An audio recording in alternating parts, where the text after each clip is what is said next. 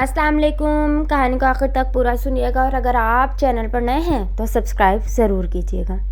सखावत की बेहतरीन मिसाल। भाई मुझे थोड़ा सा शहद दे दें, मुझे शदीद ज़रूरत है। मेरी छोटी सी बेटी बीमार है, उसका इलाज शहद से मुमकिन है। अफसोस मेरे पास इस वक्त शहद नहीं है। वैसे शहद आपको मिल सकता है लेकिन आपको कुछ दूर जाना पड़ेगा। मुल्क शाम से एक बड़े ताजिर का तिजारती काफ़िला आ रहा है।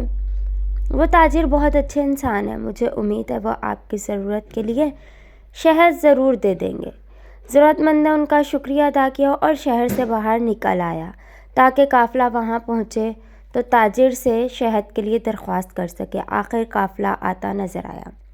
वो फ़ौरन उठा और उसके नज़दीक पहुँच गया। इस काफ़िले के अमीर के बारे में पूछा। लोगों ने एक खूबसूरत और बारौनक चेहरे वाले शख्स की तरफ इशारा किया। उनकी खिदमत में हाजिर हुआ और अर्ज़ किया कि मेरी छोटी सी बेटी बीमार है, उसके इलाज के लिए मुझे थोड़े से शहद की ज़रूरत है। उन्होंने फ़ौरन अपने ग़ुलाम से फरमाया, जिस ऊँट पर शहद के 2 मटके लदे हैं उनमें से 1 मटका इस भाई को दे दें। ग़ुलाम ने यह सुनकर कहा, अगर 1 मटका इसे दे दिया तो ऊँट पर वज़न बराबर नहीं रह जाएगा। ये सुनकर उन्होंने फरमाया, तब फिर दोनों मटके उन्हें दे दें। ये सुनकर ग़ुलाम घबरा गया और बोला, आका ये इतना वज़न कैसे उठाएगा? उस पर आका ने कहा, तो फिर ऊँट भी इसे दे दो। ग़ुलाम फ़ौरन दौड़ा और वो ऊँट मटकों के साथ उसके हवाले कर दिया।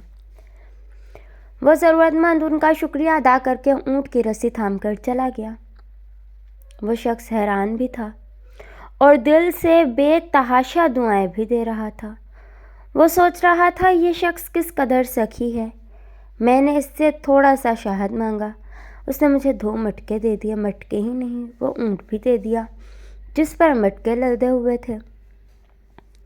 इधर ग़ुलाम अपने आका की खिदमत में हाजिर हुआ तो आका ने ग़ुलाम से कहा, जब मैंने तुमसे कहा कि इसे 1 मटका दो तो तुम नहीं गए। दूसरा मटका देने के लिए कहा तो भी तुम नहीं गए।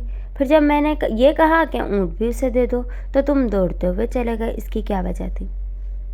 ग़ुलाम ने जवाब दिया, आका जब मैंने ये कहा कि एक पूरा मटका देने से ऊँट पर वज़न बराबर नहीं रहेगा तो आपने दूसरा मटका भी देने का हुक्म फरमाया।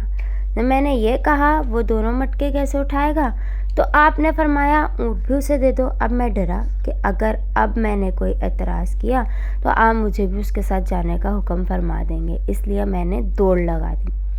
उस पर आका ने कहा, अगर तुम उसके साथ चले जाते तो उस ग़ुलामी से आज़ाद हो जाते, ये तो और अच्छा होता।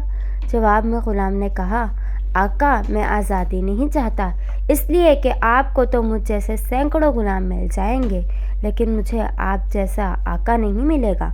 मैं आपकी ग़ुलामी में रहने को आज़ादी से ज़्यादा पसंद करता हूँ। आपको मालूम है वो आका कौन थे? वो थे सैयदना हज़रत उस्मान गनी रज़ी अल्लाह ताला